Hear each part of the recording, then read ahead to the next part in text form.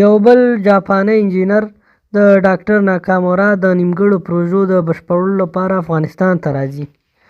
جاپاني رسنیو ویلي دي چې دغه هیواد یو متقاعد انجینر د جاپاني ډاکټر ناکامورا چې 4 کاله مخکې وژل شوی و د اوبو لګولو د پروژې بشپړولو لپاره افغانستان ته راغلی ده. د اساهي شیمبون ورځپاڼې د راپور له مخې ناکامورا د شاړو ځمکو په آبادولو او د جګړې، بېوزلۍ او ناروغیو له کبله د ځپل شوو خلکو په درملنه کې هم له ځانګړې وړتیا برخمن ده.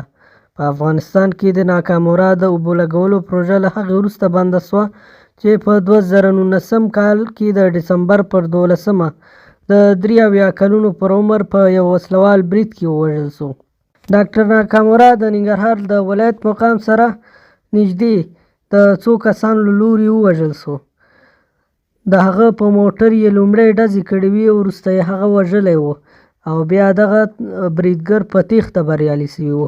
که څه هم کیمرو دغه بریدګر راخیستی و، خو د کیمرو د خراب کیفیت او د حکومت د نه پاملرنې له امله یې بریدګر لا هم پیدا نه شول.